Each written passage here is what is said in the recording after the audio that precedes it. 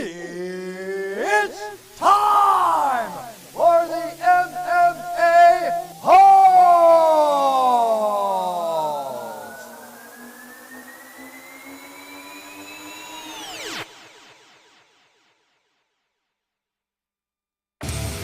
From the contest studios of Arizona, we're live with the MMA-Holes.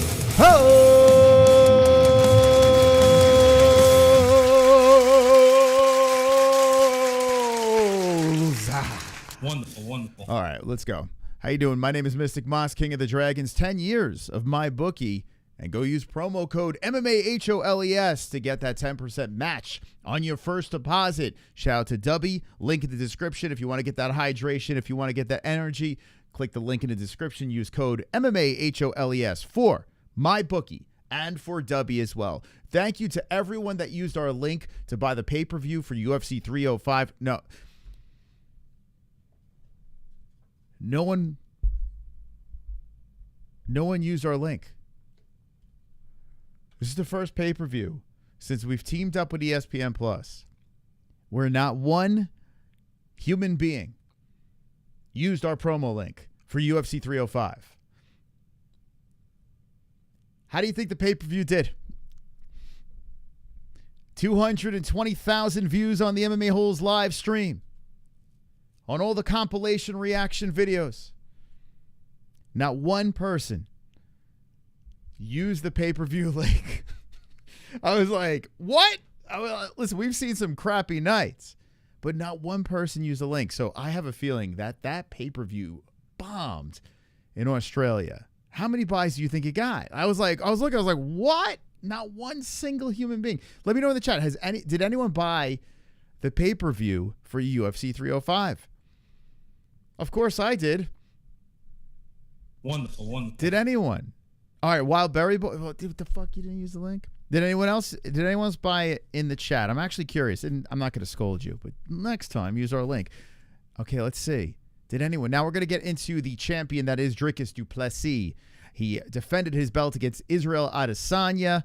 A lot of craziness went down in that fight, and on that card, we're going to talk about everything. Let's see. Don't even need the fights when you have Moss to paint the picture. Let's go, Jeffrey. I got you back. Don't worry. Let's see. Negative, not 305. Damn. Wow. Did you use your link, Moss? I'm not saying. Of course I did. I mean, what are you talking about? Of course I did. Wonderful. I always use my link. I tell you, lately, I forget where the link is, to be honest. I forget. Don't know what that is, Jeffrey. Don't know. Don't know what that is. Moss, let's watch Kill Tony instead. No, come on. That guy's not funny. Although, congratulations to that Tony guy because he's doing phenomenal, man. I saw he was in Madison Square Garden and all that fun stuff. It's just so crazy how he has such a successful show, and he's just, like, everything's funny but him. It's the weirdest thing. But anyway, let's get to it. And by the way, he was on Rogan's Fight Companion. I saw clips of that, and I was like, holy shit, man. It's like, what is going on, man? Now I understand why MMA YouTube has exploded because even when Rogan comes back to his companion, it's horrific, and I was shocked by the bias. I could understand Joe Schmo, me and you. We're doing a companion over here. We're just sitting on the couch or sitting in our fake studios or whatever, or I'm sitting in his trophy room and talking to you guys about the fights. But the bias was so crazy. All four of them super biased towards Israel Adesanya, and the air leaves the room as Dricus Du Plessis finishes him. One of the funniest things I've seen.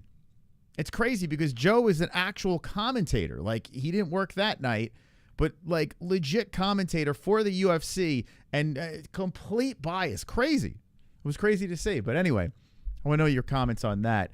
Let's talk about the card. What'd you think about 305? The prelims were a nightmare. An absolute nightmare. I was watching this thing. I was like, what? This could be one of the worst pay-per-view. It's definitely the worst pay-per-view prelim of this year. And we've seen some dud cards. But this preliminary had everything, and everything that you didn't want to happen, even to the point where there was a judge removed. We'll talk about that judge and him being removed from the Tuivasa fight. or after the Tuivasa fight. But it was nuts, man. I felt like I was in a Twilight Zone watching this thing, and I'm looking and watching and like scratching my head like, well, what the heck is going on here? And I felt so bad for the crowd in Perth because they just had, it was a mess. But they stuck with it, and the main card came, and it delivered. The main card was actually pretty good. Not the best main card I've ever seen, but it really ended on a high note. And as I was thinking about it, as a couple of days passed by, I was wondering, would it be as good if I was Team Izzy, right? If I was like full-blown Team Izzy and Izzy lost that fight the way he lost, would I have thought it was that good? And I think that's the problem a lot of times when we're looking at cards, and especially in the main card, when people lose and we're not rooting for that person, or if you don't have money on that person or whatever, you're like, oh, this card sucks. So now I'm trying to watch these fights and say, okay, I haven't placed a bet in a couple of events just to see if it would change my mind. The predictions, I couldn't care less. In fact, on the preliminaries, I rooted against my prediction twice on the preliminaries. And I was actually fortunate to see it go another way in one of the fights. But man, the way that it ended, UFC 305, I was like, this can't get any better. I could be biased. I could be. But it was a really fun fight to watch. Altogether, it was very fun. I was very entertained. I was on the edge of my seat watching the main events. And then all of a sudden, in the fourth round, there was a situation where DDP cracks Izzy a bunch of times. It started after a stumble, and we're going to play what Izzy said about that little stumble. Did he get hit? Did he get rocked? Did he trip? Izzy actually explains that. But it felt like, and I stopped in a chat at City Life Project. I stopped in his chat earlier, and Rush Hour. And I made this comment saying this. It felt like you're watching National Geographics, and the gazelle is running through the fucking terrain, and the lion was chasing this gazelle. And that's what DDP fought like, Dricus Du Plessis. He fought like a damn lion, just so happens to be South African. A lion chasing this guy, pouncing on this guy, annoying him until he goes unconscious and dies. That's what it felt like. Dricus Du Plessis literally hunted his prey, even though it was a very competitive fight and the gazelle was fighting back. He leaped on him and finished him, submitted him. We said it before. We said it while we were watching the preliminaries, that any outcome is possible in that fight, which made it very interesting. In our chat, when we had the poll out there, we had thousands and thousands of votes, and it was like 54% Izzy, and DDP was like, 47, right? And I was like, something like that. Did I do that right? I don't even know. But anyway, you get the drift. Wonderful, wonderful. So it was pretty close, but a little edge on Izzy. And when I was watching that fight, I got to say, like, if you're watching both of those guys compete in that event, I think I do give the slight edge to Izzy. You know, he did very well in that fight. In fact, I had him up, what was it, 2-1? And then that fourth round happened. The sequence happened at the end. I would have given that round to DDP. I would have had it 2-2 going into the fifth. But we didn't have to worry about that. I was fairly confident that the judges were probably in favor of Izzy in that fight. Not saying that he dominated all 3 rounds, but saying that he probably was up 2-1. Then when I looked at the scorecards, 2 of the judges were in favor of Du Plessis. So, listen, it didn't go to the scores. DDP fought his style of fight, and I'm an even bigger fan than I was before. Du Plessis is very entertaining, and for reasons that don't make sense. You watch this guy compete, he fights feral. He fights like he's some untamed animal that gets exhausted. You're like, oh, he's done. No, he's not done. He's hungry. Constantly going for finishes, winging punches in there like a freaking madman. It looks like it doesn't make any sense at all, but this is not new. Any Du Plessis fight, it's the same thing. It's like, how is this guy winning these fights? He looks like an animal out there. He's lunging and swinging and huffing and puffing and shooting for takedowns. He submitted Adesanya Adesanya went up a weight class, got fucking grappled. Blachowicz couldn't submit him, couldn't finish him. But somehow, Du Plessis broke him. Something Sean Strickland couldn't do. Izzy's been knocked out. We've seen that. Stopped by Mark Goddard. But what Du Plessis did on Saturday night was magical. It really was. It was a very magical moment. And it was a pleasure to watch. Now, if you're an Izzy fan, maybe not so. But at least there was respect by the two. Izzy on his lips. There's a lot of respect by the two. The beef, which honestly, I didn't buy any of it. The beef is over, and they move on.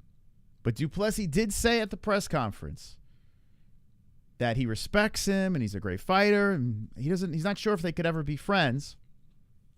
But I don't think I think it's over, right? Unless they fight again. Israel Adesanya hasn't won a fight. Let's see. Let's look at his resume.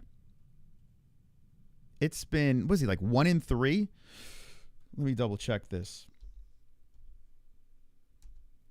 Actually, you know what? I saw a stat on X. Let's go over here real quick. By the way, shout out to everyone that played on Goat Milk, the Pick'em League, the greatest Pick'em League of all time, MMA-Holes.tv, going over there.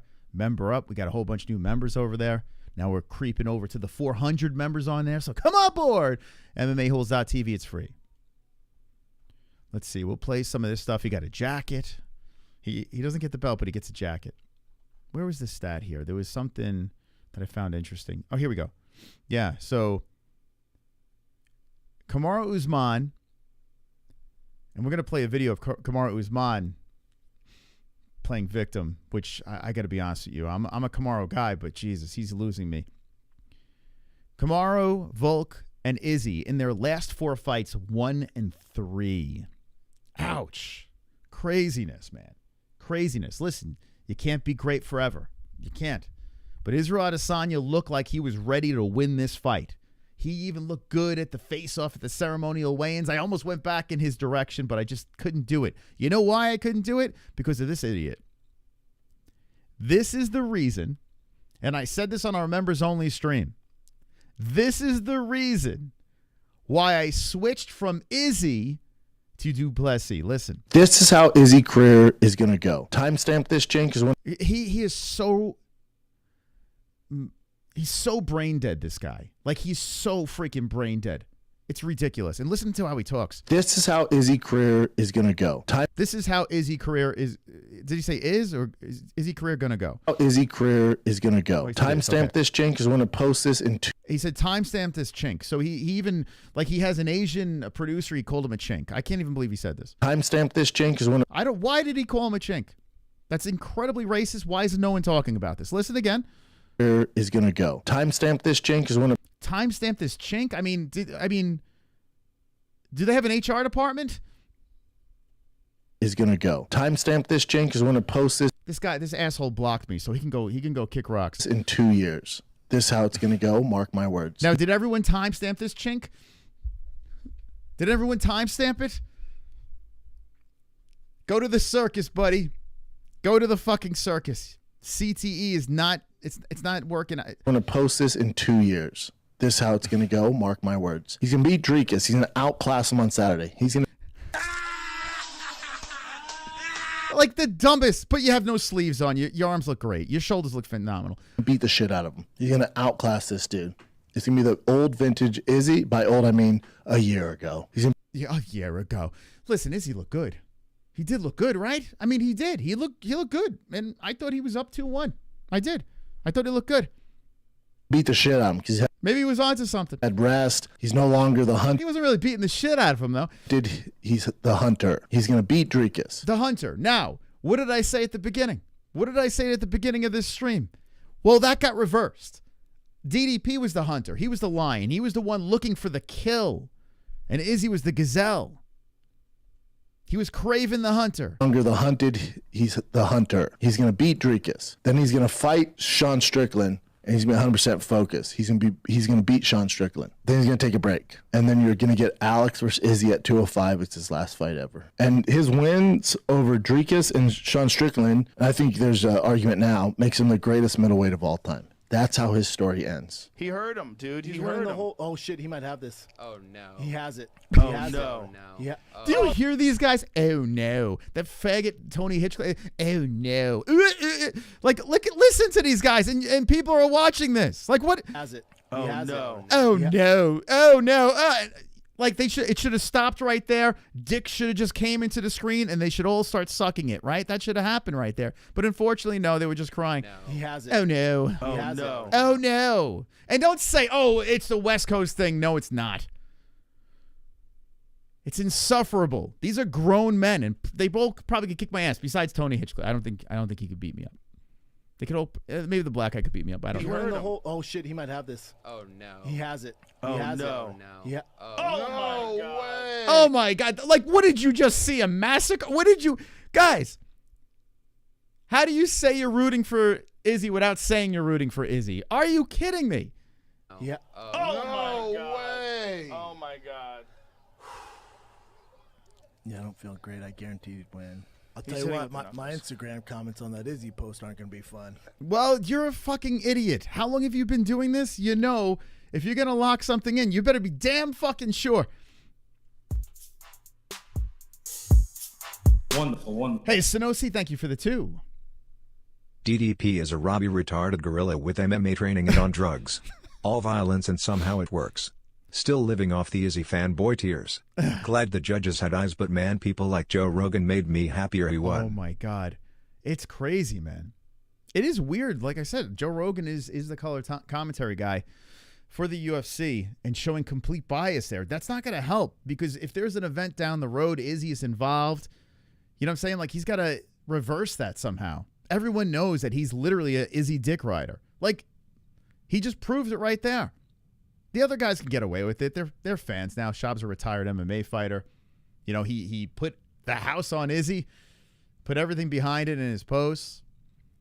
So comical, man. The Drake curse is still there as well as DDP. He says, from the bottom of my heart, once again, thank you, Drake. I tell you what, man, DDP's a phenomenal troll. He really is. He's a great troll. And the beauty of it, something that worked for Conor back in the day, he used to troll, and then after the fight, respectful. After the Khabib thing, that all fell apart, and Conor went off the rails. I don't know. Maybe DDP will do the same. I don't think so. I think this guy, at the end of the day, is a class act, but he likes to talk some smack. I think that's what happens here.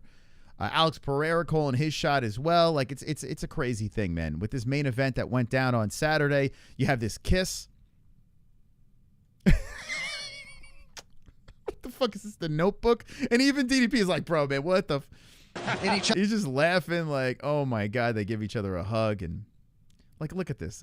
Yeah, you get to the lips. Mwah! Right on your, we're not going to kiss directly, but we're just going to transfer.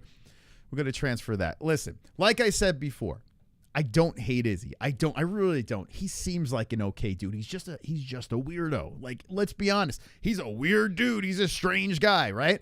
So being weird doesn't mean you're an asshole. Now, masturbating your dog, well, Wonderful, wonderful. no comment. But still, I don't think he's a bad human being. I don't. I just think he's just an oddball, a complete freaking oddball. He loses. He took it pretty well. I will say that. He did handle it very well, and he smooched DDP. Sean Strickland coming out. Vegas, man, I always travel. Let me fight in my country unless you want to go fix South Africa. We can go to Africa and fight in front of a bunch of white people. Laugh my ass. This is happening. DDP versus Strickland. It's inevitable. They're going to run it back, and that is the better fight. Izzy already got beat up by Sean Strickland, almost got finished early by Sean Strickland, a guy that doesn't finish anybody unless it's like, you know, a can. I'm not going to say his name. But anyway, Sean did phenomenal against Izzy. Some say Sean beat Du Plessis. It was a close fight. Du Plessis got his hand raised. Run that back. I do wish it could be in South Africa. That'd be hilarious. Sean Strickland going over to it's probably not going to happen. You'll probably see this in a Vegas or something like that. But let's run it back, and let's see if Sean cries again this time. And you know that Du Plessis, who has already, fixed everything up with Sean Strickland. Du Plessis is still going to try to make him cry. And that's why I like this guy. That's why I'm a fan. That's why he could be humble when it's appropriate. He can make you cry when it's appropriate as well. It's hilarious. He made 2 fighters cry, and he beat both of them in the lead up to the fight. So let's see if he makes Sean cry again. Wonderful, wonderful. We got Wildberry coming in. Nothing wrong with picking Izzy, but I don't get how people were saying he was a locking. Even Din Thomas said Izzy was going to win and it wouldn't be close. Wow. Din Thomas said it as well. Listen, I was very close to sticking with my gut when it was even made the fight. I was like, man, I think Izzy's got the edge. When I saw the shape Izzy was in, I was picking him. All it took was that shop video, and I was like, okay, I said it on the members only stream. Become a member, run it back over there on our last members stream, and you'll see me talking about it. I spoke. I was like, I can't do this. I got to pick Du Plessis, and I almost switched back over again because that ceremonial weigh-in, Izzy was dialed in, but Du Plessis is a younger man in the zone in his odd, bizarre style of exhausted, looping, swinging shot punches. His relentless attack on the ground, and something that's better. I saw someone's, I think it was Casey in the chat. He doesn't have a membership. Someone give him a membership for God's sakes. But I saw Casey in the chat saying earlier, for some reason, he reminds him of what's his name? GSP. No, he tries to finish people. He doesn't just lay on you. He tries to fucking finish you, and I love that. Either he tries to jump like a whimsical beast, telegraphing, looping punches like you could see it a mile away, but if he connects, it hurts. Or he tries to drag you to the ground and finish you, and that is what is different, and that's what I like about Du Plessis. I like it a lot, and I hope he stays champion. I do. Listen, Sean Strickland is great, and he's always going to be fun to watch, but Sean Strickland as champion, we've been there and done that. It's okay if he hangs out in the top 5. It's okay because it's still entertaining. A champion, I want them making people cry. I want him finishing people. I want him. He's the whole fucking package, this dude. So Africa, you got yourself a champ. He just so happens to be white. We'll talk about the Kamaru Usman thing in a second, but we got a donation coming in. Wonderful, wonderful. Sonosi. Drake bet on him. Chris Brown also bet on him. Also, as much as I don't like Belal, DDP following his gameplay attacking doubters on Twitter like Herseg. I lost respect for Rogan at his job for Jan versus Izzy. Thought he wised up on the bias. Okay, yeah, that's weird. It was a weird one. That was weird. But you know what? Rogan probably was drunk. He probably was high, just having a good time. Sometimes, listen, I think Joe Rogan's at the state where it doesn't really matter anymore. He doesn't have to do the UFC commentary. He doesn't have to do stand-up comedy anymore. I think it's all fun. It's all fun and games for him. His podcast is where it's at. And I think Joe's kind of mailing it in, to be honest, and good for him. The guy's filthy rich. And a lot of us would probably be doing the same thing, not caring. We've seen presidents that were presidents and they were one way in the beginning. And then towards the end, they're like, guns blazing. They don't care. Burn the boats, as Joe Rogan says. I forgot my drink. Stand by for a second. Let me get my coffee.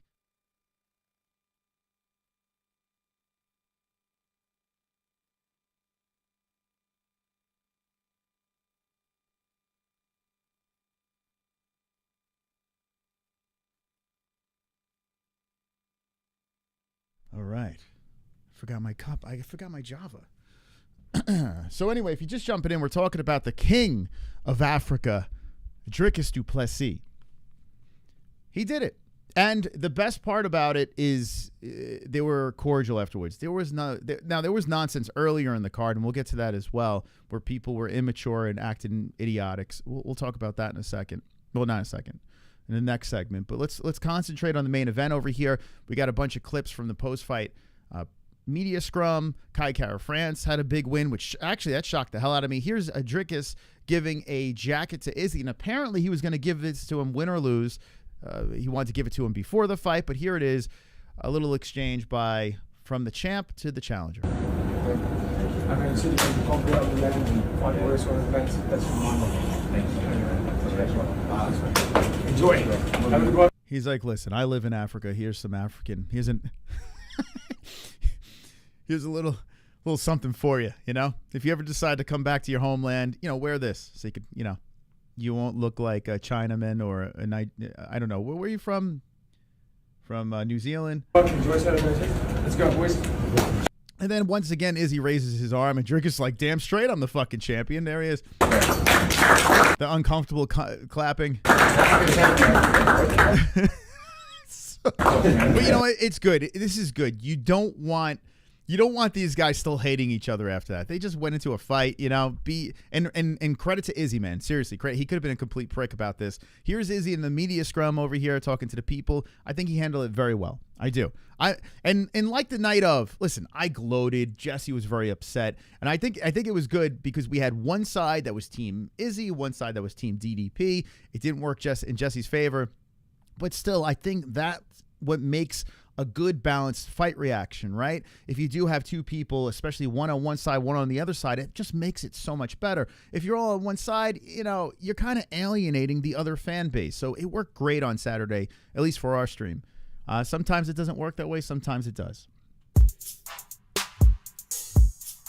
Wonderful. Here comes the diamond. I was watching the main event at 2 or 3 a.m. my time. When DDP choked out Izzy, I woke up my wife cheering. I love seeing Izzy take that L. Male sign. Hope all is WW with Let's you and go. the family. And thank you, Dustin. There's nothing better than knowing grown men are screaming like little children. Like how I do on air is I get older and older, but yet I don't get any more mature. I just fucking yell like a kid. It's just, I had no money on that fight. We had our predictions, but it didn't play a part in what's it called? Goat Milk or Pick'em League. It was just genuinely fun, a genuine emotion where I was like, yeah, he got it done. Let's go, man. No hate towards Izzy. I really don't dislike Izzy. In fact, I said beforehand, Izzy's great for the sport. I hope he doesn't retire. I don't. I think he's fun, man. It's fun to root against him. It's great, you know? But, man, jumping up and down. How many people were like that? And it's so funny, too. Like, I kind of felt for Jesse because we're in all the compilations. Like, everyone's putting these compilations together of MMA fighters in MMA YouTube, reacting. And I'm like a big monkey just jumping around like an idiot. And she's just like completely depressed, you know? So we captured both fan bases in one shot right there. But let me know in the chat, like, how did you respond to the outcome of the main event? Were you happy? Were you upset? It's all good, man. At the end of the day, we can talk some smack, have a little fun, move on. There's no hate. You know, like, I don't hate Izzy. I don't. As much as I can't root for the guy, I don't hate him in any way. DDP flopping around like a wavy, wacky, inflatable armed man. Jesse knows. Bull for being said I was base goddess. What the? What are you saying? DDP flopping around like a wacky, inflatable armed man, like those gas station. Jesse knows ball for being sad. Knows ball for being. I don't know what the fuck you're saying, but thank you. Knows ball or knows all? I don't know. Maybe I'm not getting that right. Repeat it in English. Overall, I was entertained. Says Sambo. It was good. I dislike Izzy. Can't relate with him in any way. I think that's my issue too. Like I said, I bet going out with him. If you're hanging out with Israel Adesanya, it's probably a good time. You probably have fun. You're probably laughing, a lot of bro hugs, you know? I think he's probably a cool dude. But he's a weird guy, you know? So I can understand how you don't relate to him. I don't know where I was rooting for Izzy, and I don't really like him, but I'm glad DDP won. So there you go. See, look, Amberly, I got to say, like, if DDP lost this fight, even though I was rooting for him, I picked him, I would have been okay. Like, I wouldn't have reacted the way I did, but I still would have been like, hey, fair play, man. Fair play. You know? Did anyone win a parlay? It's a great question. Let Tom know in the chat. DDP can beat Potan.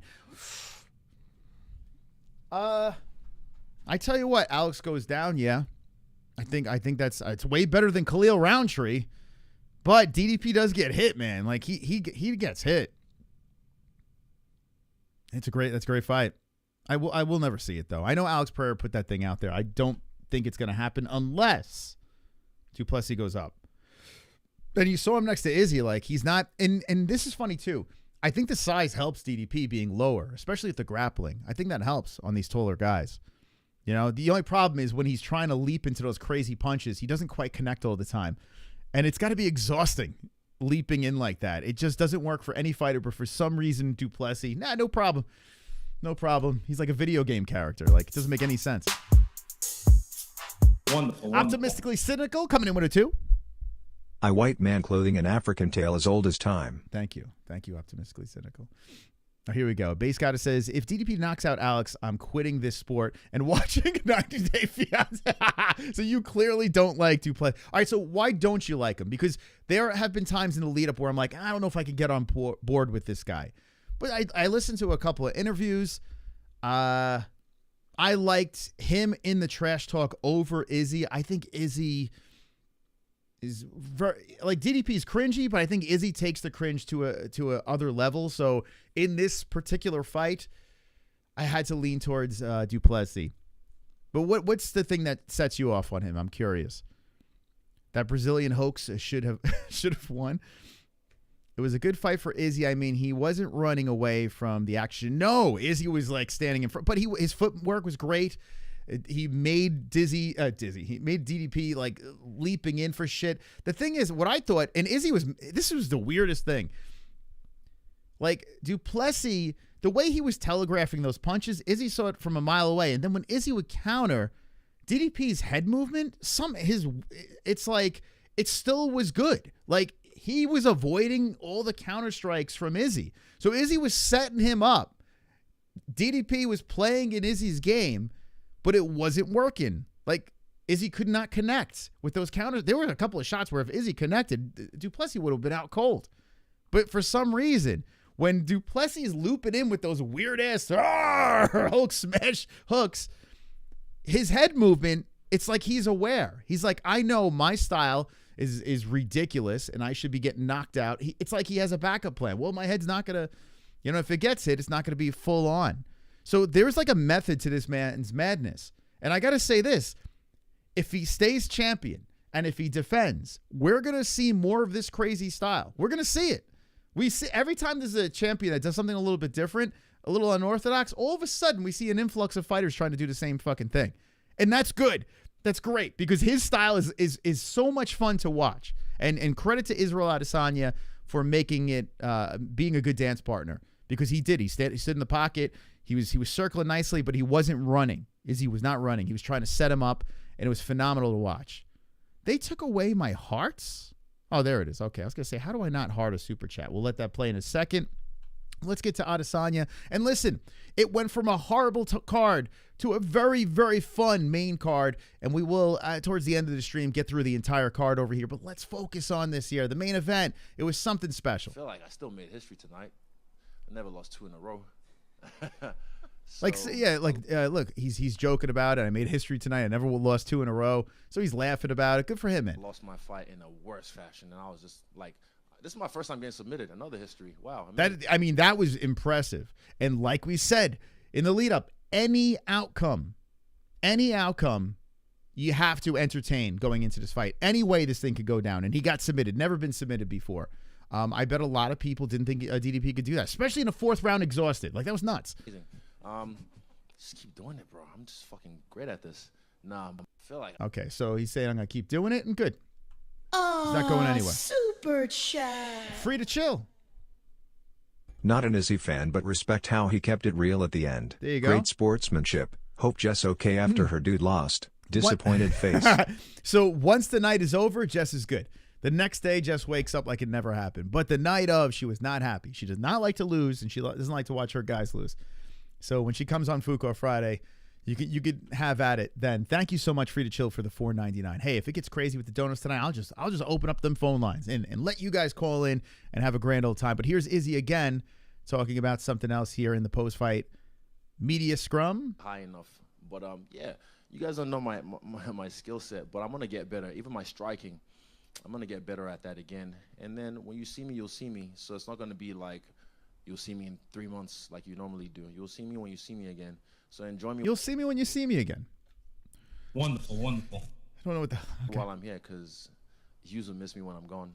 And that is the exact statement that we said watching the fight. Before the fight, we were saying, hey, when he was walking out, we were like, hey, when he's gone, he'll be missed. Whether you like or dislike him, that's the beauty of Israel Adesanya. He's fun to root against, and I'm sure if you're rooting for him, he's fun to root for, you know?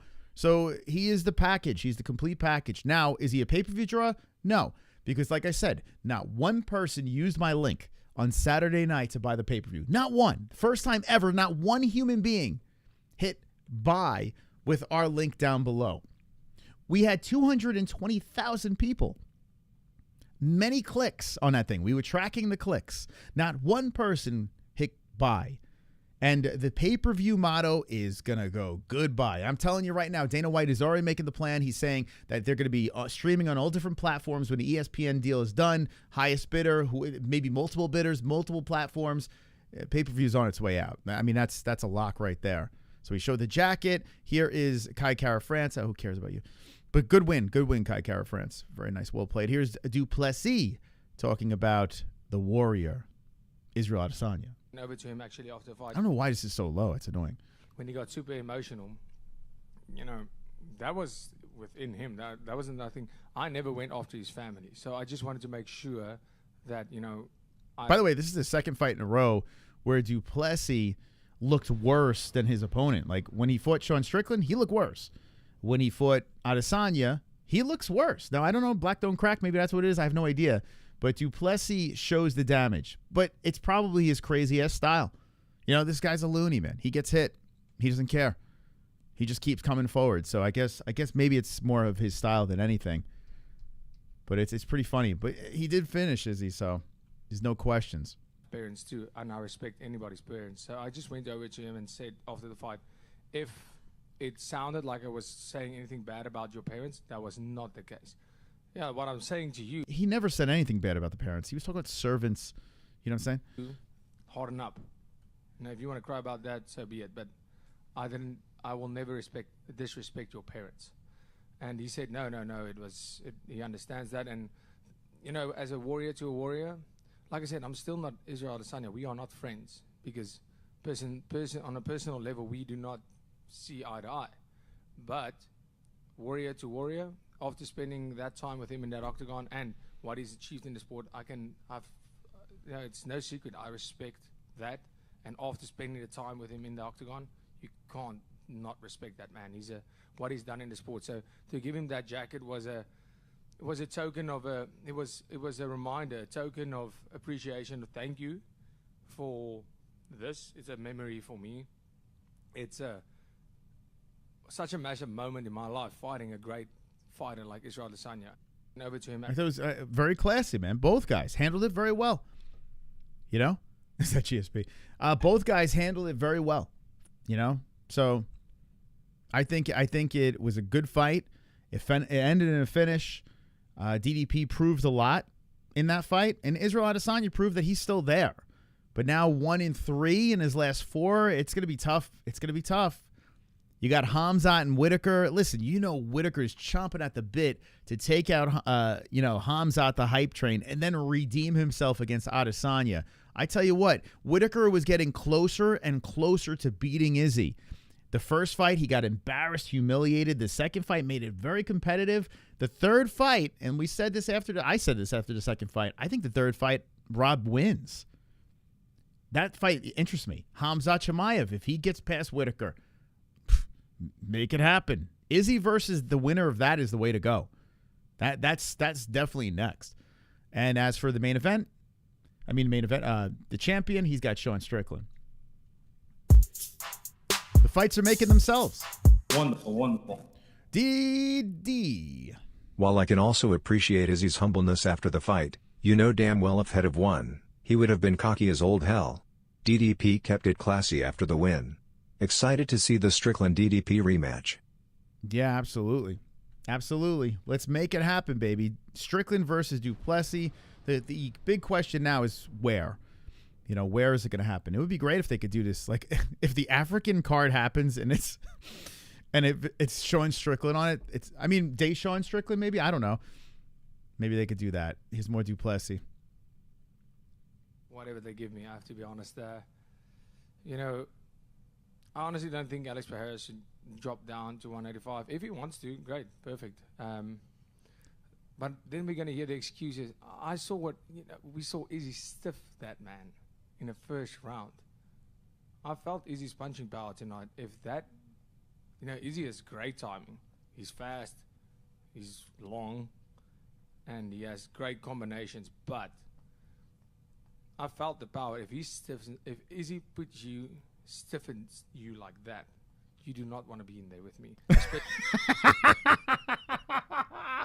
Bro, I fucking love it.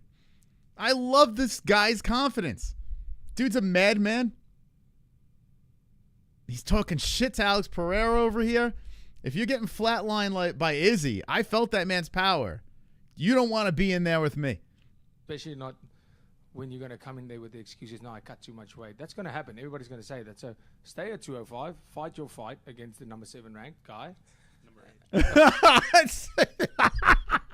Now he's shitting on the matchup between Khalil Roundtree. I don't understand why people don't like this guy. I can't wrap my head around it. All right, help me out. Why do we not like him? Because after Saturday night, I mean, we have to. I mean, where's the problem here? This guy's a phenomenal champ. He's hilarious in the lead up. He's hilarious afterwards, but he's stating like what he believes is facts. He takes little shots here and there. He's respectful with his opponents. I mean, why do we not like this guy? Because he's gay. Did you see his fucking girlfriend, fiance, whatever the hell she was? Damn. If he's running around with that, what does that make you? If you think he's gay and he's running around with that fox, I can only imagine what you're running around with.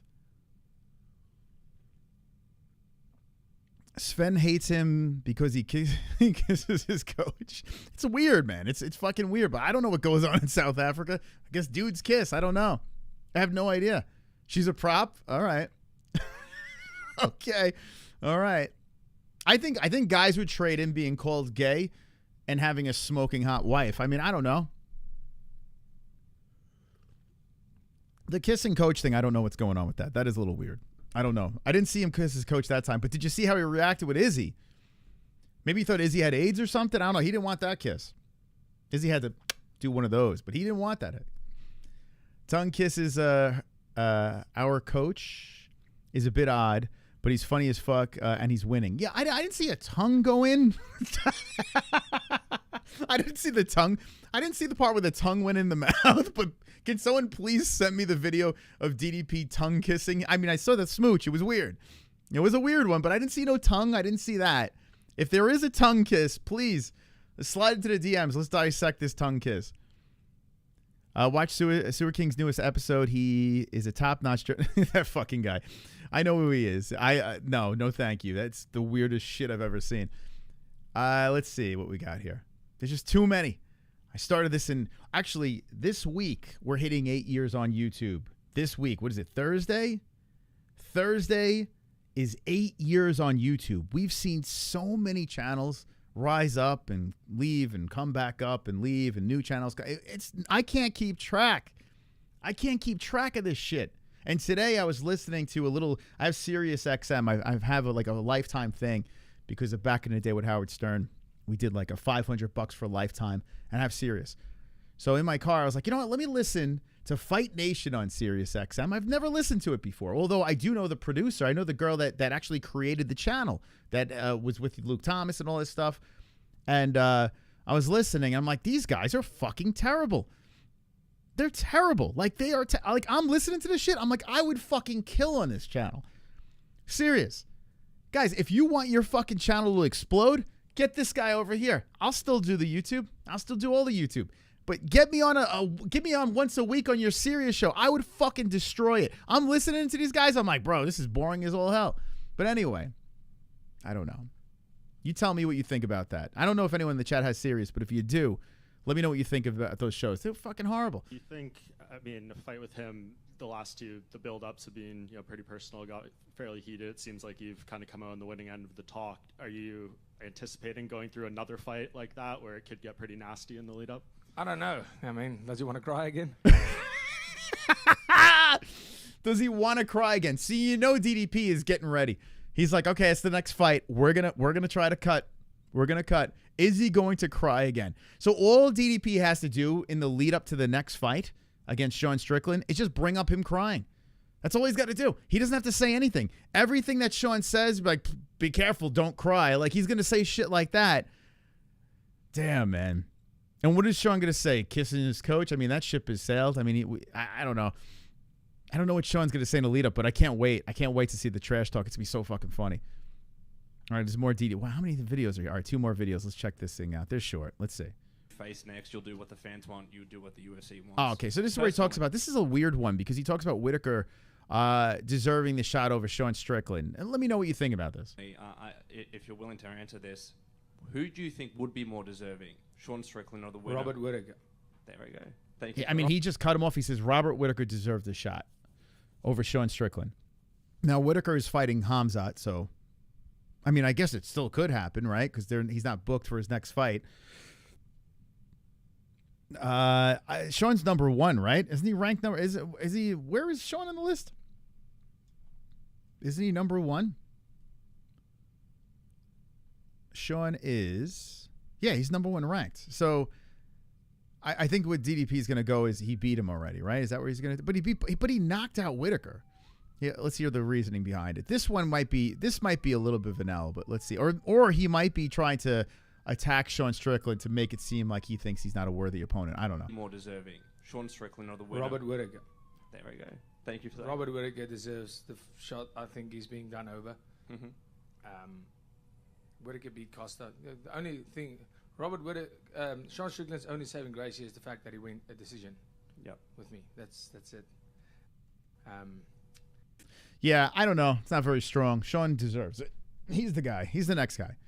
Yeah. So, yeah, I know Wiz. Dana already said we already covered that already. We know he's the next guy, and he should be. He's ranked number 1, right? He should be the next guy. So, yeah, I don't know. I'm thinking maybe I don't think it's that he doesn't want to fight Sean again. I think it's he might be planning ahead, saying, trying to get under his skin. That's what I'm thinking. I could be wrong. That's what I'm thinking. Playing possum? No. Looking gassed? Yeah, sure. That's why I finished him. Yeah, that's Oh, so this is where he's addressing the his gas situation. Playing possum? No. Looking gassed? Yeah, sure. That's why I finished him. Yeah, that's what gassed means. I'm in. Call me gassed all day. I appreciate it. Thank you. Okay, there we go. All right. So there is. We showed the Schaub thing. Dan Hooker was a fucking beast. We'll talk about that in a little bit. Yuri Prohaska. Let's see what Amanda Hebos versus McKenzie Dern. Okay, that's a good fight. Let's hear this. What's this over here? Du Plessis praises Robert. All right, we don't need that. Okay. All right. Okay, guys. So now this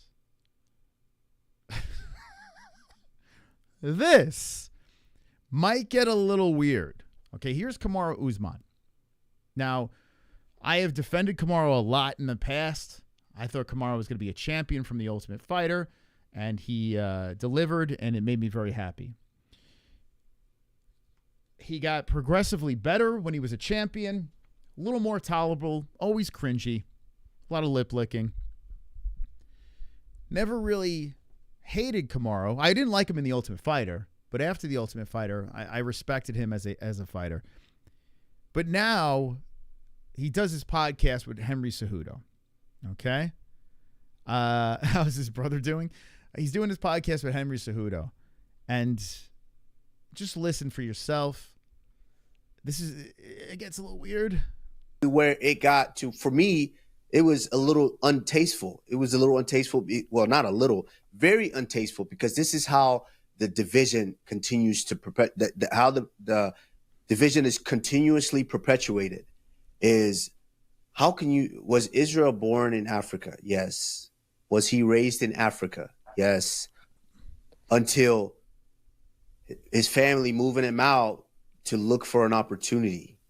Now, we can try to not say race all we want to and not say race all we want to, but if there's anything that we know, especially being in America right now, Henry, you and I, if there's one thing that we do know is that the color of your skin does play a part. Now look at Henry Cejudo. He's rubbing on his beard. He's like, oh boy, where are we really going here? You know, Henry Cejudo is the king of cringe, right? And he kind of leans into controversial conversation. But this is a conversation that you don't want to lean into, especially when you know where Kamaru leans on this, right? Listen, people proud of their heritage, I'm all for it, right? People that act like victims over and over again, I am not for that. I am not. Yes or no? It does. But when we talk about America, though, Kamaru, America's the world, bro. You have Chinese Americans, Mexican Americans. But Henry, you're absolutely right. You're absolutely. Why not let him talk? Why not let you just went on your monologue. Why not let him answer? Why not? Just let him answer the fucking question, bro. What are you cutting him off for? When we talk about America, though, Kamaru, America's the world, bro. You have Chinese Americans, Mexican Americans. But Henry, you're absolutely right. You're absolutely right. You're absolutely right. Let him continue being right. But is there a difference? I disagree with you. Okay, so you're disagreeing that the way that the color of your skin does not play an impact in the quality of life. Not in America, man. I don't think so. I think that's all subjective. I think that's. I mean, look at Kamaru squirming, man. Dude, let him fucking like he just can't wait to get in there. Look at a guy like LeBron James. Hold on 1 second. Okay, so you're telling me if you get pulled over, like Kamaru, he doesn't agree with you, bro. He don't agree. What are you trying what are you trying to do? Like he does not agree with you. Or one of our producers gets pulled. No, you have to answer that because we already opened the can of worms. You're trying to say that if we got pulled over, you got pulled over, or I got pulled over, we would be treated the exact same way. I can't answer that because I'm not black. I'll answer it for you. I'll answer it for you. Absolutely not. We will. You know what's funny? I put a post on X. I hate this race nonsense, man. I fucking can't stand it. I can't stand it anymore. Like it's like, listen. If you're joking about shit, you're horsing around, fair play. Have a little fun. Listen, if a black guy makes a fucking a racist joke about me, I'm all for it. I think it's fucking funny, right? Vice versa, whatever color. I don't give a shit what color you are, man. Like, we're in 2024. Like, I don't give a fuck. It's weird. I have been victimized by police officers to the point where I've actually tried to follow a police officer and I wanted to fight him. I was so angry on how he treated me. But thank God I didn't fucking do it. My girlfriend at the time talked me out of it. But I had my brother at gunpoint arrested for being innocent and dragged to jail being innocent in a situation. Like he was on the curb. Cops treating him, bullying him, beating the fuck out of him, putting guns to his head and locking him up. White kid. Cops, bad seeds, man. There's a lot of fucking bad cops out there. I've seen it with my own eyes. There are a lot of good cops too. There are a lot of bad white people. There are a lot of bad black people. It's 2024. Move on, man.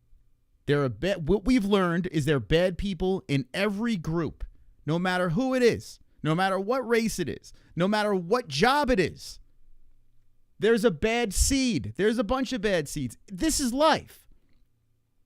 This is how life works. Stop being a fucking victim. Stop it. Be a role model. Stop being a victim. It's enough, man. It really is. Like, I'm so fucking sick of it, man. Like, I really am. And then when people say, well, you're not black, how do you know? Like, come on, man. I've been victims. And imagine me running around saying how I'm a victim in this and victim of that. Like, I think fucking YouTube treats us like shit. I think YouTube treats us like fucking shit. If I can show you the 8 strikes that I had and the back and forth, and I'm white. But could you imagine if I was black? Like, it's fucking stupid. It's so dumb and it's infuriating. And it bothers me so much because I'm a fan of Kamaru. Not anymore. You lost me, bro. You got pulled over or I got pulled over, we will be treated the exact same way. I can't answer that because I'm not black. I'll answer it for you. I'll answer it for you. Absolutely not. We will not be. For you, we will not be. And so tying that back into this is wanting to clear. I understand it was a whole marketing thing for Dricus Du Plessis, which he might have not necessarily meant it the way that Israel might have taken it all the way. But you have to be careful because it's dangerous. It's very, very dangerous. You know what's dangerous? You know what's dangerous? The fact that Izzy jumped into that cage and was screaming the N-word to Du Plessis, trying to bait him into a racial back and forth. That was dangerous, man. Israel Adesanya was completely drunk. Drunk as a skunk. Jumped into that cage, got into DDP's face after he just got into a fight, the fight of his life.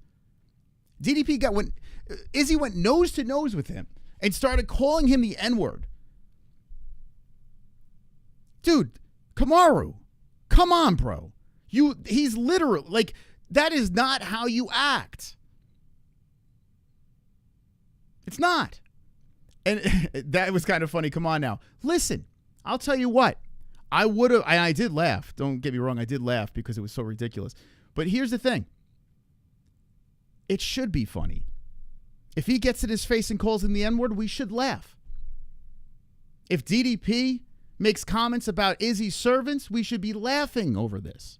We shouldn't be like, oh, poor me, I'm black. Like, that's fucking stupid. There's where the problem lies. We should be laughing at this. You know, it's ridiculous. When people in our chat were putting colonized, when DDP choked out fucking... when he choked out Izzy. That's fucked up. But it's funny. Like, I'm sorry. It's fucking funny. If it went the other way and people were dropping the N-word in the chat, if Izzy flatlines DDP, that would have been funny as well. That's what we need to do, man. We need to fucking bring a sense of humor back. This is the point. We just need to loosen up. Not fucking cry like Kamaru's doing here. It's messed up, man. I kind of wish Henry just Henry just backed up. He kind of pumped the brakes. Even though we didn't agree with him, he pumped the brakes. I mean, I don't know, man. It just needs to stop. Stop being a victim, bro. We get it, man. Shit happened in the past. We get it. You can't fucking, I don't know. I don't want to go down too much in this. It's a little ridiculous. But you have to be careful because it's dangerous. It's very, very dangerous. You have to be careful with what you say because now we're in a position. You're right. You do have to be careful what you say. So what we should do is laugh it off. That's what we should do. Just like when Izzy called him the N-word, we should laugh it off. There are two people involved in this. To just point fingers at the white guy. It's ridiculous. Position to influence the masses in the world. Yes, so, you're right. You're right. Izzy should have done that too. So with power, I say it all the time, with great power comes great responsibility. Fucking Uncle Ben over here. Wonderful, wonderful. It's fucking Spider-Man's uncle right now. Like, what? Like, bro, that's a fucking comic book. Now you're fucking quote. Just because you were in Black Panther does not mean you could just start taking other people's comic book quotes and using them for yourself. Fucking guy. To influence. Like, this is how dumb he is. The masses in the world. So with power, I say it all the time, with great power comes great responsibility. Oh, you came up with that? You came up with that? I don't know. I saw Sam Raimi's Spider-Man. Wonderful, wonderful. This fucking clown, man. What's going on with this guy? The one who's right totally doesn't need to cut another off. It's 2024. God, it's getting old having this victim mentality. Arguability class more than anything. Being mixed, I can testify this shit. Listen, I love everyone. I love human beings. Do I see color? Yes. If I see a white guy, I see a white guy. If I see a black guy, I see a black guy. I don't judge them for that, and some people do judge. Some people do that. It's out there on both sides. But to cry and be a victim over everything, come on, loosen up. I'm going to have a little battle here because me and Jesse have different beliefs on this. We grew up in different generations, right? But I do want my kids to just have a sense of humor. Not run around screaming the N-word. You know? I want them to just laugh at life and don't be a victim. And I think if we can fucking teach the kids to just not be victims and move forward and make the world a better place rather than make it worse than it was before by crying about everything, we need to toughen up, thicken the skin. With great power comes great responsibility. Oh, super chat. This fucking guy said that. 316, how you doing? I have always enjoyed your streams, but I didn't chat because I didn't know how to donate. I'm a long-time MMA-Holes enjoyer, long-time subscriber. Finally, I can support you. Take my money. Smiley face. Bro, folded hands. Listen, man. Raised fist. That means a lot, man. Thank you so much. A fat $13.99. Thank you. Thank you. Hey, listen, I truly appreciate that, man. I appreciate that. I think, and we're going to move on from this topic because it's so infuriating, you know. And I know I'm going to get comments. Listen, I don't get it. We're in 2024, like Sonosi said, like I said in the tweet that I put out before. It's 2024. We need to change this. And the problem is with all the politics and the election coming up, we're getting divided even more as a country. We're getting. It's just like you're feeding into this, guys. Let's stop. Let's stop this and move on. Kamaru, I'm not a fan. Here's Jamal Hill talking about MAGA. Oh man, this is gonna be good. I didn't even see this. Okay, here we go. Jamal's another guy that fucking lost me, man. Like, let's see if he redeems me here. Let's see what we got. Focus on the other shit. You got a fight coming up, you know what I mean, against Rakic, you know. Shout out to Rakic because he probably, you know what I mean, he's very well capable of putting your ass out, you know. But best believe if my phone ring and they need somebody to come step in and handle you, bro, you light work for me. You light work for me. He is funny. I will give him that. Who is he talking to? Says he's ready to step in and fight Magomed. I got to give him credit. He'll fight anybody. Need somebody to come step in and handle you, bro. You like. Could you imagine being in the room with? I mean, I know he kind of flipped out when he found out Khalil Roundtree was the next guy, but could you imagine being like in the room when he found that out? He probably was throwing shit, punching through a sheetrock. Light work for me. You light work for me, and I can't wait to show that. I'm not gonna do too much. I tell you what, I would root for Jamal over Magomed. I would. Like, we don't need Magomed to be a champ. Talking because like I said, I'm healing up. I'm doing my thing. I'm getting back to form. But make no mistake, you already know what it is when I'm in form. Champ. That's so fucking unhinged. You know what? Like, he's starting to win me back over. He's a fucking idiot, but he's starting to win me back over. I like this, man. Look at his face. Look at this fucking guy. He's gonna win me back over. I know it. See, I look at him. He looks like fucking Mr. Ed right there. What is he doing? All right. There you go, Jamal. That's right, baby. You do what you got to do. Stay relevant. Damn guy's winning me back over. It kills me. Roberto. Ain't nothing worse than a person that's well off, playing the minority card and complain about police brutality. Yo, like, that was so irrelevant, right, Hearns? Like, here's a Mexican American right over here. Look at this. Like, it's listen, there's racism, there is prejudice. It's there.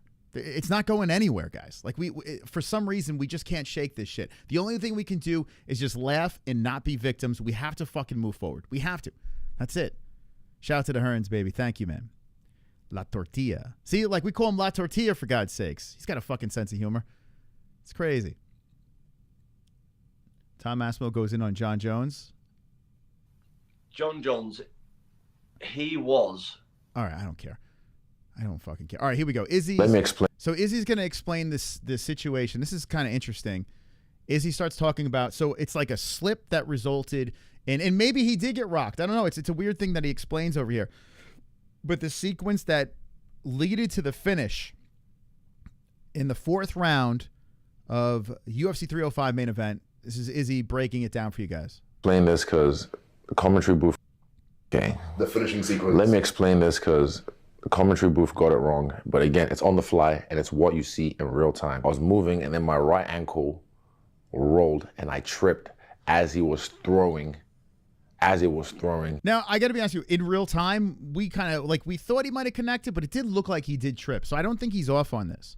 So to the untrained eye, or in the moment, it looked like, I can't remember who said, I think maybe Dom said, oh, that was a really bad shot he got hit with. And it looked like I was rocked. So, but then I, like, got up and circled out, and I pointed at the ground, looking at him. And DC goes, he's pointing at the ground like Max Holloway, like, come here. I kind of have to listen because we were doing our commentary without this sound. So we got to listen. I want to listen to what the commentary said, but that's what he's saying they said. I don't remember. I got to watch out back our commentary too. When he pointed down, I don't remember. Nope. What I said to him was like, I tripped. You didn't rock me. I didn't want him to think he rocked me or anything. But again, in hindsight, I think that moment, he used that as a moment to just capitalize. So then he just closed the distance on me straight away. and then just yeah. I tell you what, that's what I like about fucking DDP. How many times do you see a guy don't seize the moment?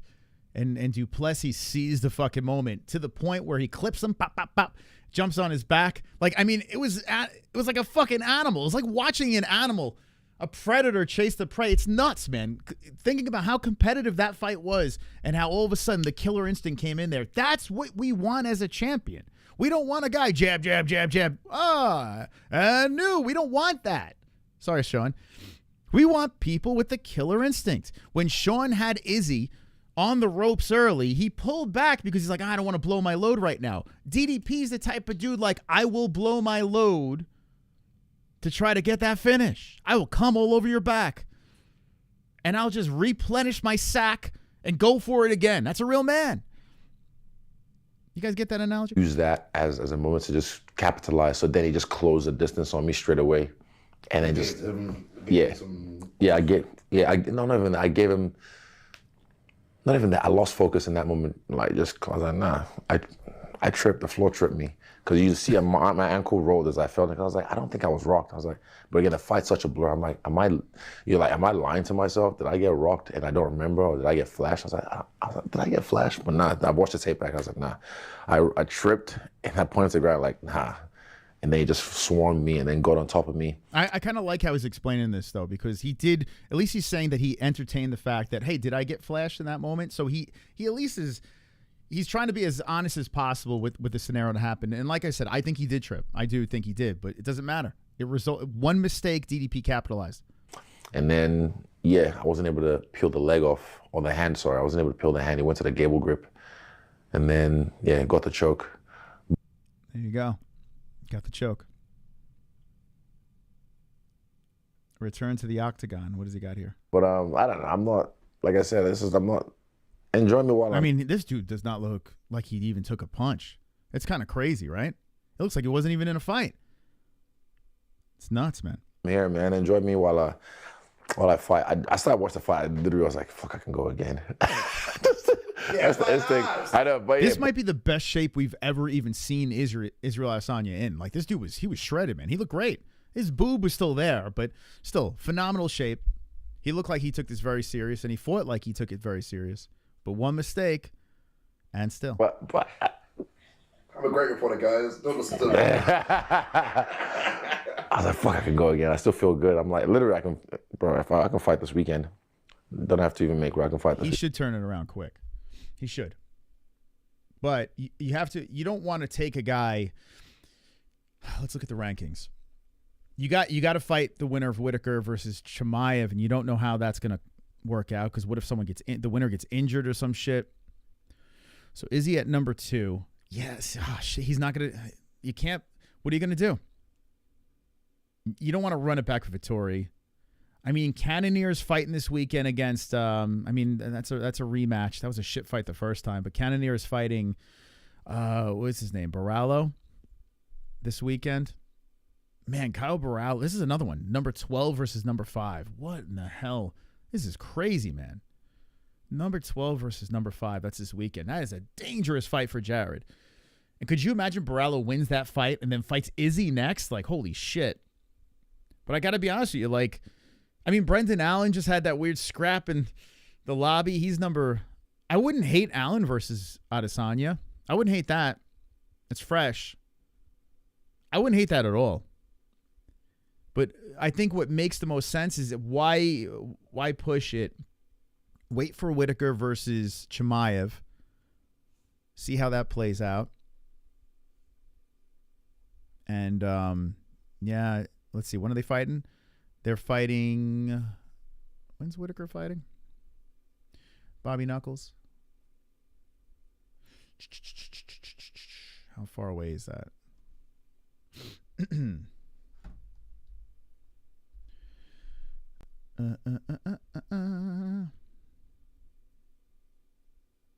Oh, Whiteford? I don't know who I just clicked on. Hold on a sec. When is that date? Someone's probably going to get it in the chat before I even get this. Of course, it doesn't say it on the website. When's that date? That is October. Then you got to wait. Like, it's October 26th. Shit. I tell you what, take Allen, which is a dangerous fight because Allen could grapple too. I tell you what, Allen versus Whitaker versus Adesanya, dude, that's a good fight. You're going to have to take Allen. Even though Vettori had that little thing with Allen, and, you know, that seems like they already made that fight. This is the guy. This is what I'm saying. What do you think in the chat? Next for Adesanya, who would you like to? Would you want him to wait? I mean, listen, that fight happens in October. Chances are, Adesanya Adesanya might not be back until 2025, and he's 35 years old. You're gonna have to take a fight. If he waits, he's 1-3. He's got to take a fight. Yeah, let me know in the chat who should be next for. I mean, there's a bunch of rematches there. You can have the Barallo this weekend. You do have that Barallo versus Cannonier fight. I don't know if I want to see him run it back with Cannonier. That fight was terrible. Wonderful, wonderful. Sinosi. He tripped all right, of course he'll say it. He gonna make excuses, dude. Also, it's telling though. Strickland fucked up both Izzy and Strickland face-wise. Those jabs have power, adding up even as a deck machine. Thank you, Sinosi, man. Thank you. So what do you think here? Strickland fucked up both Izzy and Strickland's face-wise. Those jabs have power, adding. Yeah. Listen, there's take nothing away from what Sean Strickland can do, man. That guy he knows how to win fights, but he's been on the wrong end of decisions before that were close, and you can make an argument. As much as I like Strickland, I don't need him as champion. He's fun in the lead up, but I got to be honest with you, Du Plessis he's just more fun as a champ, you know? So you shall see. Here is Khalil, big Khalil Roundtree, talking about his upcoming fight with the Schmo. So check this out. In my career, I've never shot one takedown. Hold on, let's see. I want to see. Allen fights in September. Oh, does he have a fight in September? Oh, that ship has sailed. Who's Allen fighting? He's fighting Imavov? Oh, shit. Well, there goes that. Damn. Yo, Izzy's fucked. So who's available? Allen's fighting. That's right. He is fighting Imavov. You're right. Shit. I didn't remember that. Damn. Who the fuck does he fight? Like nothing. So Imavov, Allen. You can't run it back with Vettori. That was just embarrassing. Comes out. Yeah, but fucking Izzy versus Hamzat. I mean, he's not going to fight until. He's not going to fight the winner of that fight until the Whitaker and Hamzat until next year. Damn, Izzy's fucked. Unless he takes someone outside of the top 10, deletes. Oh my God, he's number 2 ranked. That's crazy, man. Izzy Yuri, do you think is Yuri ready to move down? Let's see. I saw a Yuri post over here. Let me see. What is he saying?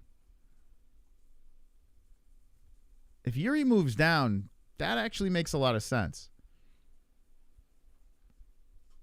I'm coming. I'm coming! Man, I could talk about this shit all night. We're an hour and 14 in.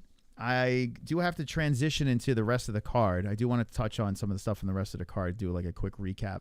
Here's Alex Pereira, his post after the fight, which is pretty funny. Where is Yuri? Did I pass him?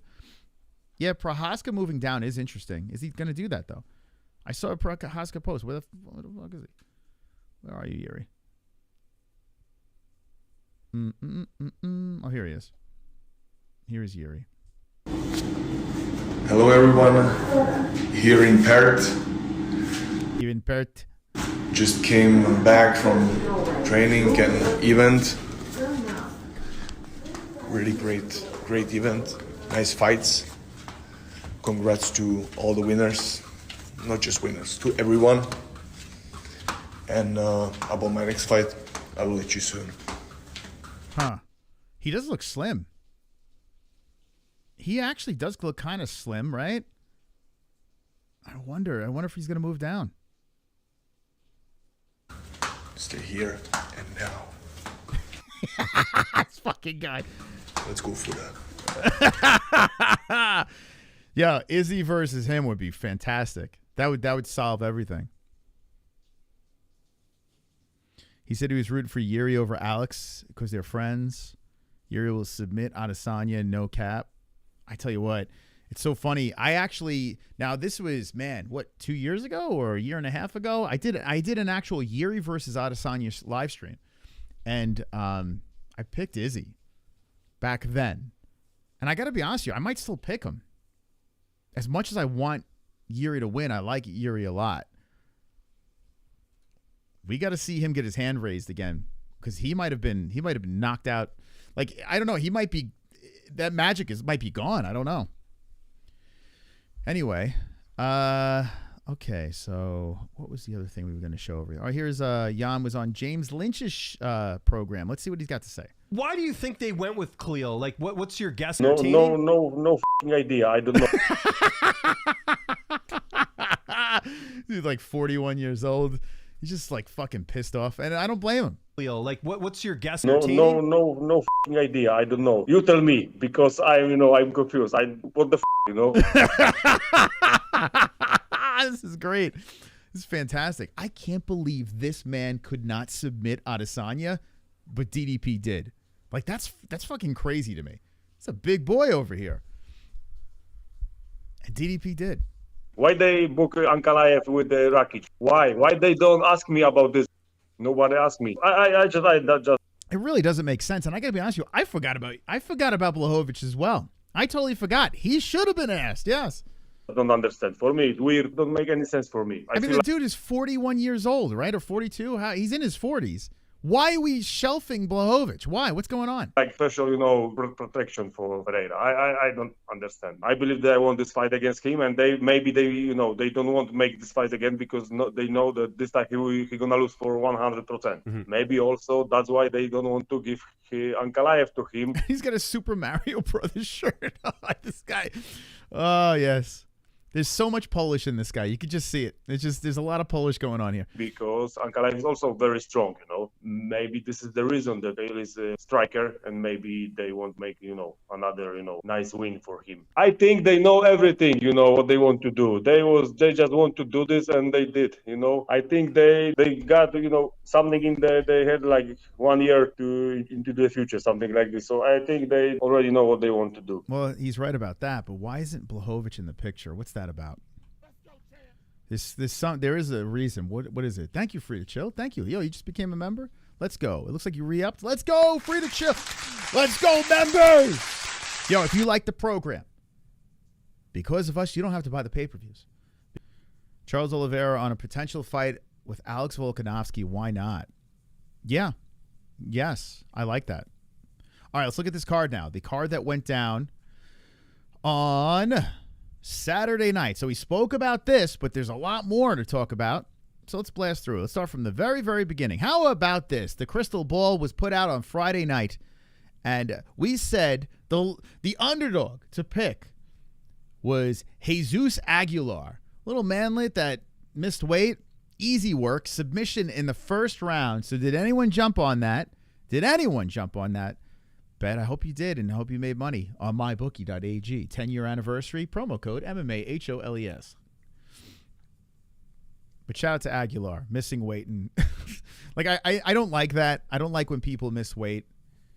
I'm not a fan of that. I usually root against them. But that was a pretty easy pick as an under. Did we cut out for a sec? Oh, guys, hit the like button if you haven't done so. I don't even know where we're at the likes, but thank you guys for stopping by. Appreciate you guys. Listen, we're live constantly over here, so hit the like. We love covering the UFC especially, and all the other big events we're live for as well. Tomorrow's the Contender Series, so we'll be live tomorrow night on this channel, so stick around for that tomorrow. All right. Okay, so this Song Keenan got the win over Ricky Glenn. I don't know how he didn't finish this, man. Ricky Glenn, fighter number 1. That does not belong in the UFC. Ricky Glenn. Don't know why he's there. Shout out to Tom Nolan getting his win. A man who's been on the MMA-Holes. I will say this, a little criticism. Had a little problem there. He was a big favorite over Dominic Reyes' brother, I think. right, brother? Is that who it is? Family member? Big favorite, but had to win a unanimous decision. It was an okay fight to watch. It wasn't bad. And shout out to Alex Reyes for making it somewhat competitive. But Tom Nolan gets the win, and he got it in Perth. So Australian win over there for Tom Nolan. Of course, I'm always going to root for this guy. You come on the show, I'm going to root for you. So congratulations. That's the early prelims over there. So you have a guy, Son Keenan should have finished Glenn, and honestly, Tom Nolan should have finished Reyes. You know? I'm just going to say it. Those things should have happened, but they didn't. They didn't happen. So that's a sucky thing. Okay, Jack Jenkins over Herbert Burns. This is fighter number 2. Herbert Burns does not belong in the UFC. We were yelling about this on Saturday night. Like, why is this guy even competing? Why is he even there? He gives up. This guy should be in a Craig Jones, BJJ, whatever, the blowjob tournament or whatever. I don't know. But get him out of here. Get out of here, bro. Get out! Get out! Get out! Why? Why is he in the UFC? Just quit.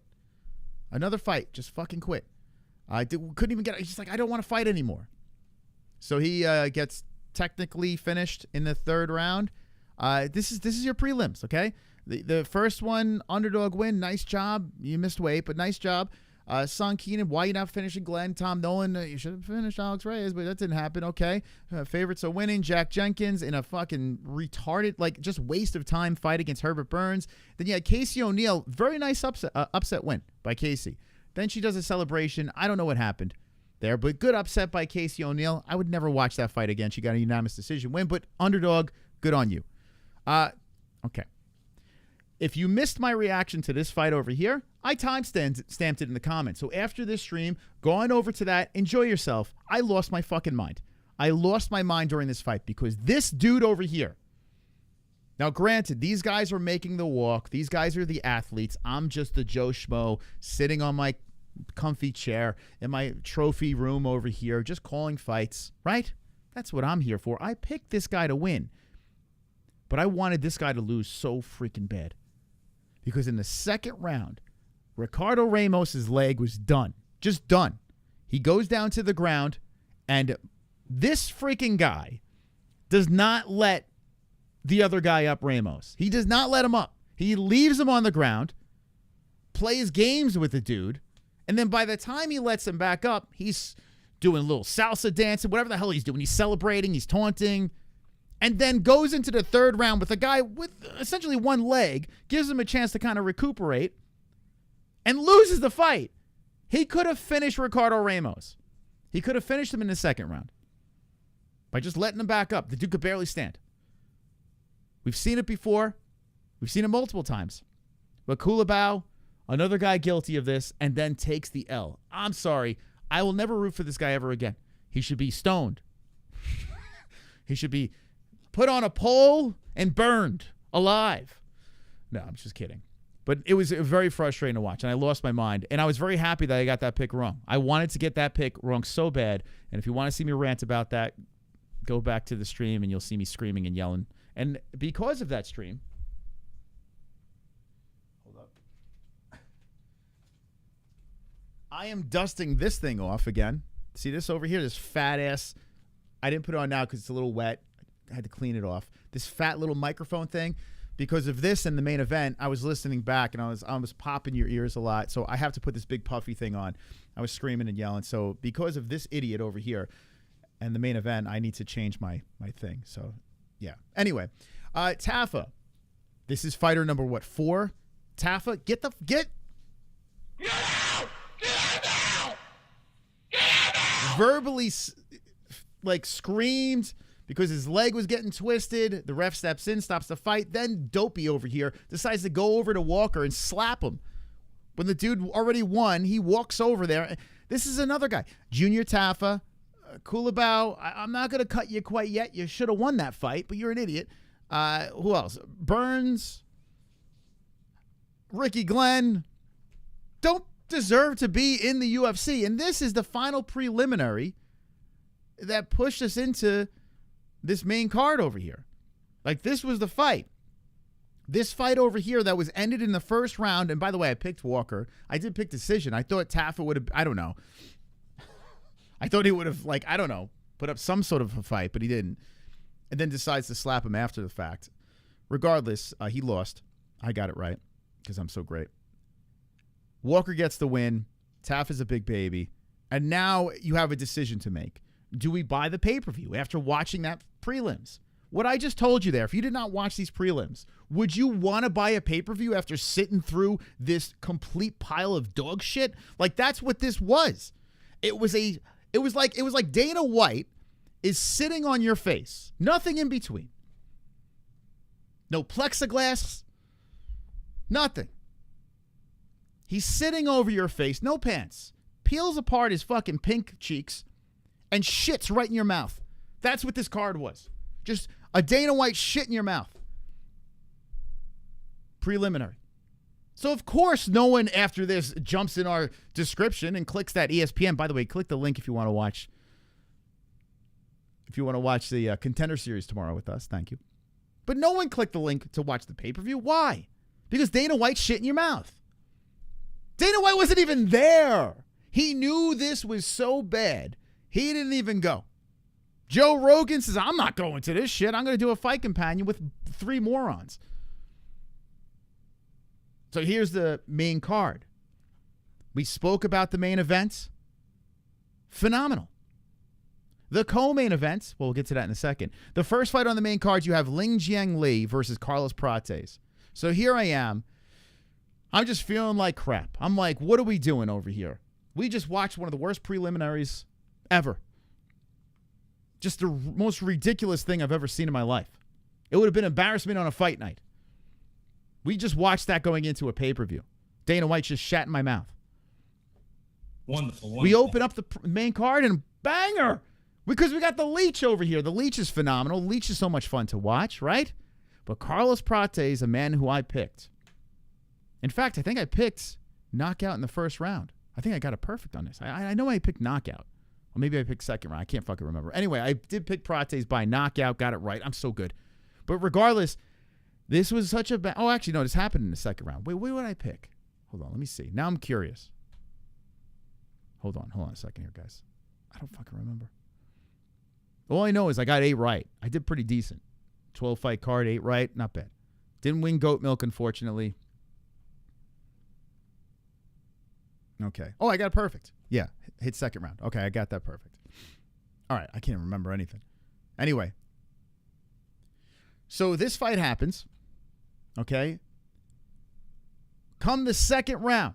Hey, Ann, how you doing? The Knitter's back. What the heck? Hey, how you doing, Knitter? We all thought that you got all skinny on us and just left us. But there she is in the chat. How you doing, Ann? Everyone say hello to Ann H over here, the best. I like Liang, but I couldn't pick him because I know how good Carlos Prates is. I know the fact that this guy goes out there after smoking a fucking pack of Newport. He goes out there and he could just put you down. Even if he's losing a fight, doesn't matter. He'll find a way to put you out. This guy has never been knocked out. Ever been knocked out. He's been finished. It's happened not many times. He's lost on the scorecards, but came back and knocked out his opponent, but never been knocked out. I picked that man to knock this dude out because Carlos is the fucking truth. Carlos is a welterweight that we have to keep our eye on. I put him in my prospect list. This guy's favorite on MMA-Holes.tv. He's very, very good. He put out cold Li Jingliang. Really great performance. If you missed that, fantastic performance by Prates. And listen, the Leech is always fun to watch fight. So now we kick off the main card in a phenomenal way. We go from one of the worst prelims ever to like a phenomenal start to this card. Okay, we're back in business, boys. Then this happens. You got Tai Tuivasa versus Rosenstrike. Now, I picked Biggie Boy to win. I think I picked by knockout. And Tai Tuivasa held his own, but I don't think he won a round, to be honest with you. It goes to the judges. And I got to be honest with you, the fight's not very rewatchable. It was all right. It was okay. You know, after watching the preliminaries, like I was having a tough time here. So I didn't really need this to go the distance. But it was an okay fight. But lopsided, I thought Rosenstrike won every round. At least 2 out of the 3 rounds. I mean, there was a judge that said that Tuivasa won all 3 rounds. And I screamed and yelled and said, what? It went split decision at the end of this fight. Split screen, split decision. I was like, what the 30-27? I was losing my mind. I was like, this guy should be arrested. This guy should be investigated. Like, what's happening here? We find out afterwards that not only should he have been arrested, but he was ejected from he was supposed to judge the co-main event, the guy that scored him 30-27. And shout out to Australia for taking this guy and saying, get out of here. Get out! Get out! Get out! Ejected.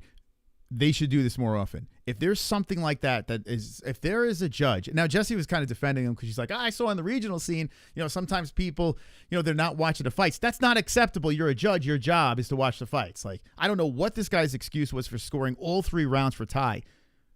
But that guy got booted out, and he could not judge the rest. I'm assuming he's fired. I would imagine.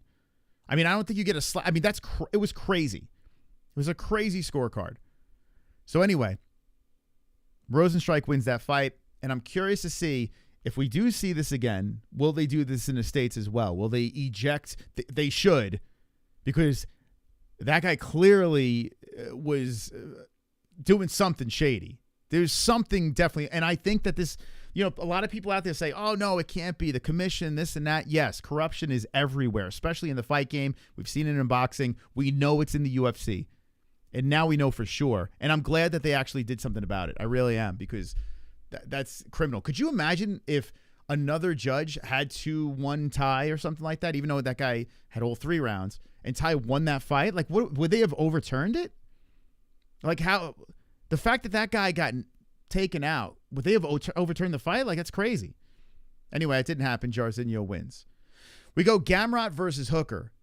We're back in the win column here, boys. Like, this card all of a sudden has been phenomenal again. Gamrot is the type of guy that wants the fans to fall asleep because of his style of fighting, which I like grappling. I don't hate grappling, but for some reason, Gamrot, I just never really got involved.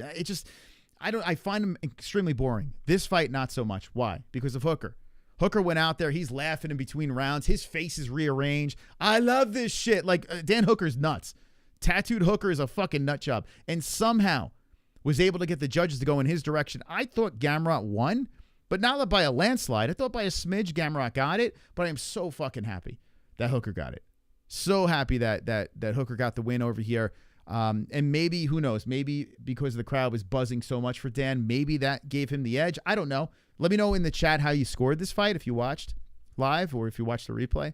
But I'm glad this is way better for the lightweight division. Dan Hooker winning is good.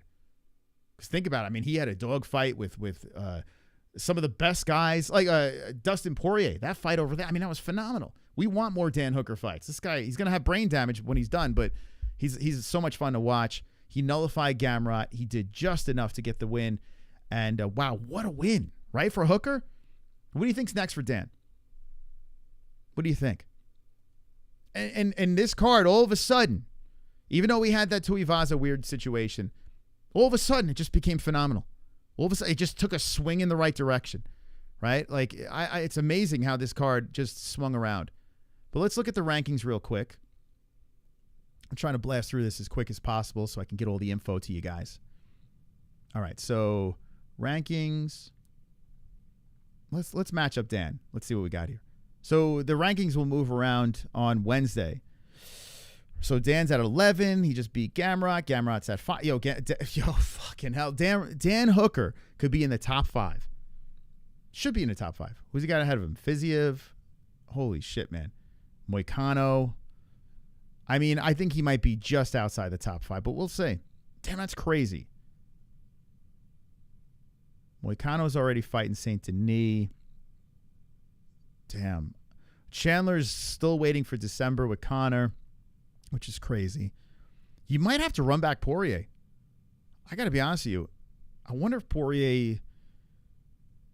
I don't know if Poirier would sign that or what about Gaethje? Oh my God. Dan Hooker versus Justin Gaethje. Oh my God.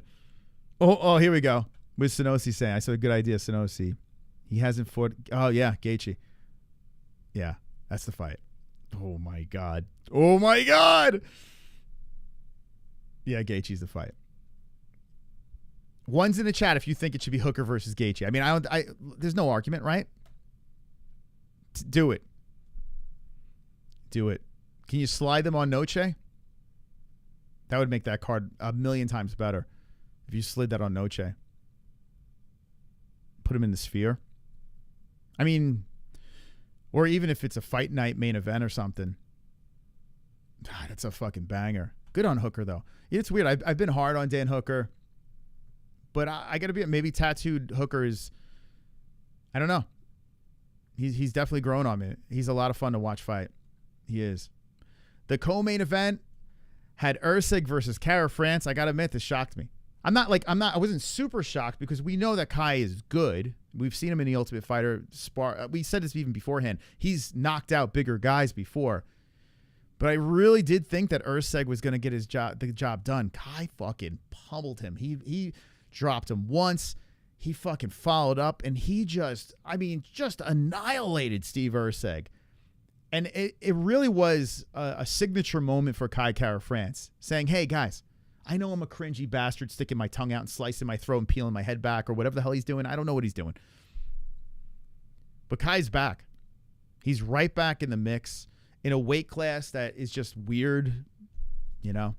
Good for Kai, man. That was a really solid win. I'm sure his dick got sucked hard.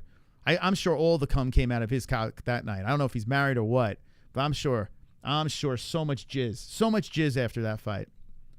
Because not only did he do it, but he did it in Australia. I understand. Listen, Steve is the Australian, right? Was Kai? Kai's the guy from New Zealand? Yeah. But still, good win for him. Really solid win for Kai Kara France. So that's two people on the team. All we needed was Izzy to get the win and then the trifecta, right? One thing that we didn't talk about, and if you missed the full hour that we did on this fight and you just jumped in now, please run it back and give me your comments in the comments section just for the algorithm. I don't care what you think, but but I'll respond. I'll put some hearts on it. But in the comments section down below, let me know what you think.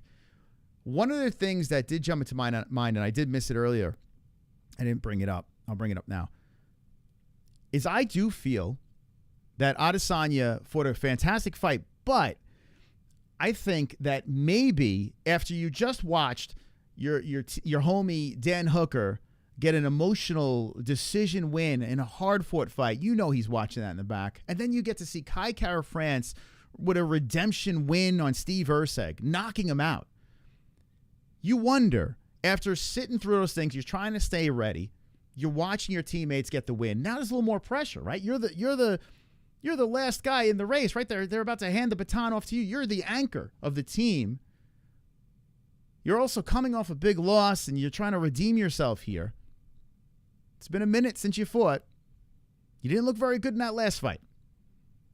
I wonder if the teams with the emotion, and now he has to perform, I wonder. It didn't look like it played a part. It looked like he fought a phenomenal fight. He did. He looked great. But I wonder if some of that pressure was a contributing factor. I wonder. He did get broken. He got broke in the fourth round. He was fighting a really good fight. I don't know if it was, but you can't deny the fact that it was there. There had to be some added pressure. So let me know in the chat what you think about Adesanya's performance. What do you think about the Lion, Du Plessis, the African King? And we're going to get out of here. We're going to get out of here, guys. Thank you, Knitter Cans. Thank you. Hello, MMA-Holes. The Knitter is back. MMA-Holes for life. 47 months, baby. Let's go, Knitter. Yeah. Let's go. Thank you, Ann. OG of the Holes. Let me know what the comments think. Give me some final thoughts on UFC 305. But that is our recap of an event that really turned around, man. It was terrible, and it was a banger. The main card wound up being a banger. Let's see. I picked a perfect, and that main event needed it. Oh, nice job, Freedom Guy. Make sure you guys go on over to MMAHoles.tv. MMAHoles.tv. It's a completely free website. Get your picks in. We got a bunch of updates coming.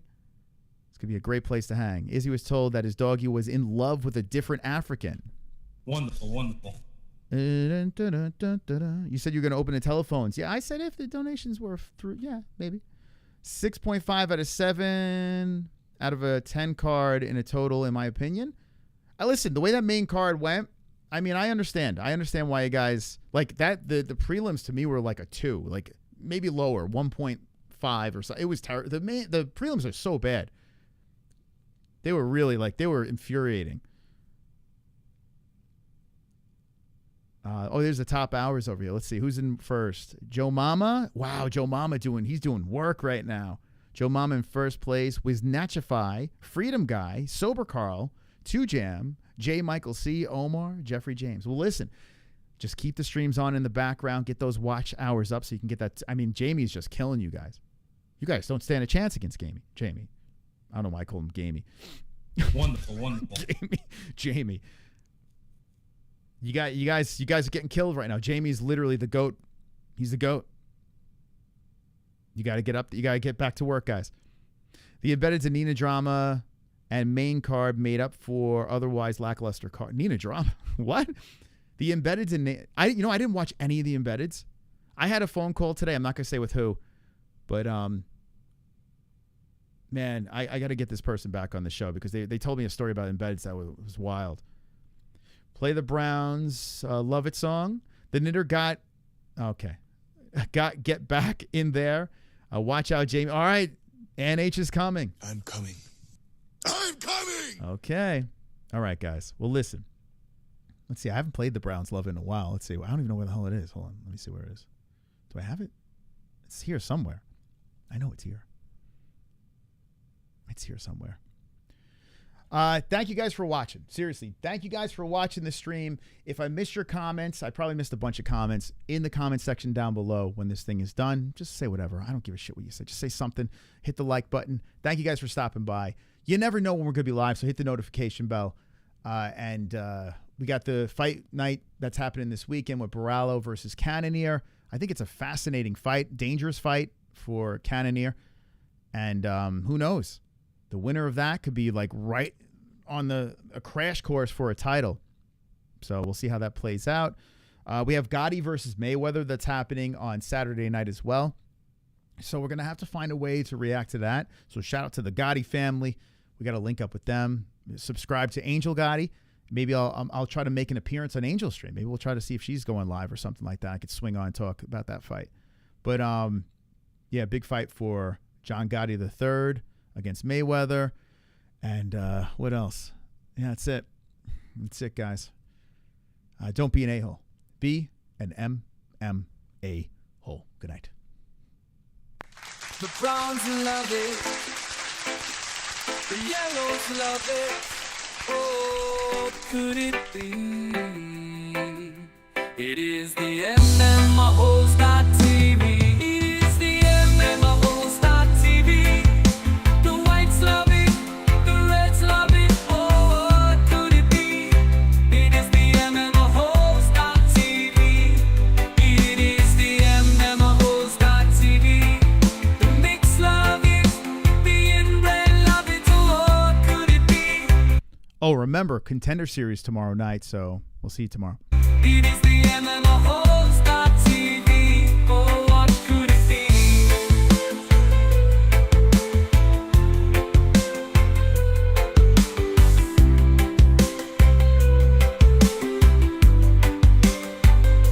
The browns love it. The yellows love it. Oh, what could it be? It is the MMA-Holes.tv. The mix love it. The inbred love it. Oh, what could it be? It is the MMA-Holes.tv. Oh, what could it be? It is the MMA-Holes.tv. Oh, what could it be? It is the MMA-Holes.tv. Oh, what could it be? It is the MMA-Holes.tv.